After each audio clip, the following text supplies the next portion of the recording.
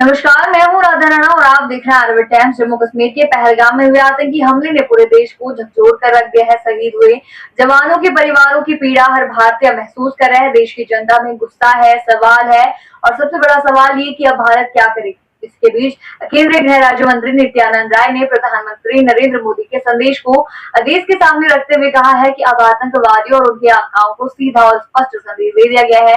जो भारत की एकता, अखंडता और नागरिकों की सुरक्षा के साथ खिलवाड़ करेगा उसे छोड़ा नहीं जाएगा। नित्यानंद राय पटना में मीडिया से बातचीत करते हुए बोले कि पीएम मोदी का रुख बिल्कुल साफ है और आतंकियों को उनके अंजाम तक पहुंचाया जाएगा। उन्होंने कहा कि पहलगाम की घटना बहुत ही दुखद है, लेकिन साथ ही यह भी घड़ी भी है जब पूरा देश एकजुट होकर अपने प्रधानमंत्री के साथ खड़ा है। नित्यानंद राय ने कांग्रेस और आरजेडी पर भी तीखा हमला बोला। उन्होंने कहा कि जहां एक तरफ देश एक दुखद घटना से आहत है, वहीं विपक्ष अपनी राजनीति और सोशल मीडिया के जरिए अमर्यादित टिप्पणियों में व्यस्त है। उन्होंने कहा कि आरजेडी के कुछ नेता ऐसे नारेबाजी कर रहे हैं जो देश की एकता पर सीधा हमला है। पाकिस्तान जिंदाबाद जैसे नारे अगर बिहार की जमीन पर लगाए जा रहे हैं तो यह केवल आपत्तिजनक नहीं बल्कि देशद्रोह के दायरे में आता है। नित्यानंद राय ने कहा कि यह समय राजनीति करने का नहीं है बल्कि एकजुट होकर देश की दुश्मनों को जवाब देने के है। उन्होंने दो टूक कहा कि पीएम मोदी को भारत और भारत के लोग जान से प्यारे हैं और उनके नेतृत्व में देश न सिर्फ जवाब देगा बल्कि सख्त कार्रवाई भी करेगा।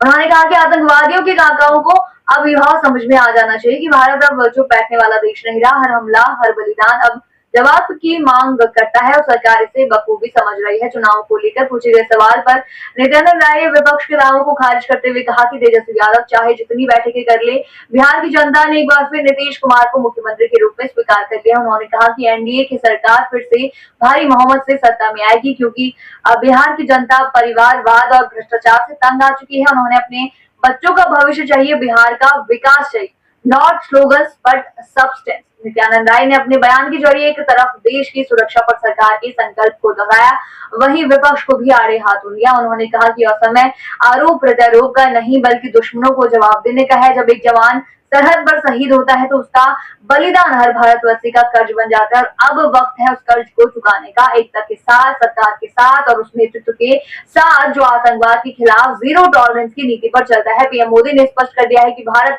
अब सिर्फ निंदा नहीं करेगा, अब कार्रवाई होगी। पहलगाम हमला केवल एक इलाका या एक राज्य की बात नहीं है, पूरे भारत पर हमला है और इसका जवाब पूरे भारत की ओर से दिया जाएगा। यही वजह है कि अब राष्ट्रीय सुरक्षा नीति में पहले से ज्यादा सख्ती और त्वरित निर्णय की झलक दिख रही है। हर वो तत्व जो देश की एकता में सेंध लगाने की कोशिश करेगा उसे अब हर मोर्चे पर जवाब मिलेगा। तो अब देश इंतजार कर रहा है उस पल का जब न सिर्फ आतंकियों को बल्कि उनके सरपरस्तों को भी सख्त संदेश मिलेगा कि भारत अब बदल चुका है, भारत सहन नहीं करेगा, सिर्फ जवाब देगा। वो जवाब ऐसा होगा जो आने वाले कई वर्षों तक याद रखा जाएगा। आप क्या सोचते हैं पूरे मुद्दे पर, हमें कमेंट सेक्शन में जरूर बताइए और बने रहिए आरबी टाइम्स के साथ ही चैनल को सब्सक्राइब करना ना भूलें और हमारे फेसबुक और वेबसाइट के साथ भी जरूर जुड़े।